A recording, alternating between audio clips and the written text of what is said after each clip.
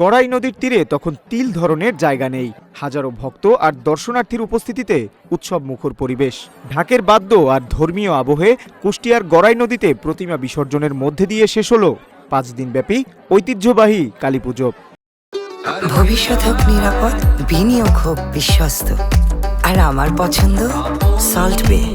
Welcome to salt বে।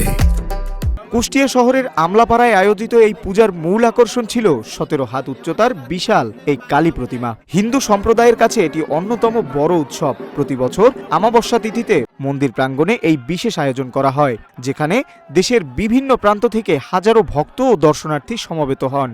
আমলাপাড়ায় প্রতি বছর ফাল্গুনী আমাবস্যায় অনুষ্ঠিত 17 হাত মায়ের পূজা কুষ্টিয়ার একটি ঐতিহ্যবাহী অনুষ্ঠান, যেটা শুরু হয়েছিল আনুমানিক 40 থেকে 45 বছর আগে। কথিত আছে একটি মা তার স্বপ্ন আদেশ পেয়েছিলেন মায়ের জন্য যে চর আমলাপাড়ায় চরে অবস্থিত একটি মন্দির প্রতিষ্ঠিত করতে এবং মাকে প্রার্থনা বা আরাধনা করার জন্য। সেই থেকে 40 থেকে 42 বছর আগে এই পূজাটার উৎপত্তি এবং সেই আবহমান কাল থেকেই প্রতি বছর ফাল্গুনী আমাবস্যায় আমাদের এই 17 হাত ঐতিহ্যবাহী কুষ্টিয়ার কালী পুজো অনুষ্ঠিত হচ্ছে। বিসর্জন আমাদের সকলের মন খুবই খারাপ।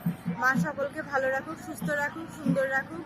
সামনের বছর মা আবার আসুক, মা চরণ ধরি সবার কাম্য। 20 ফেব্রুয়ারি শুক্রবার ছিল এই 5 দিনব্যাপী আয়োজনের সমাপনী দিন। সন্ধ্যা 6:45 কড়া নিরাপত্তা এবং ধর্মীয় ভাবগাম্ভীর্যের মধ্যে দিয়ে গড়াই নদীতে প্রতিমা বিসর্জন দেওয়া হয়। বিসর্জনের মুহূর্তে ভক্তদের অশ্রুসিক্ত জলে মাকে বিদায় জানানোর দৃশ্যে এক আবেগঘন পরিবেশ তৈরি হয়। মার বিসর্জন হয়ে যাচ্ছে, খারাপ ঠিক না, আবার আশায় থাকবো আবার আসবে মা। আমাদের খুব মন খারাপ, মার বিদায় বেলা মা যেন আবার ভালোভাবে আসে, আমরা যেন আবার আনন্দ করতে পারি। খুবই খারাপ লাগছে, কারণ 4টা দিন 5টা দিন ছিল আমাদের সাথে।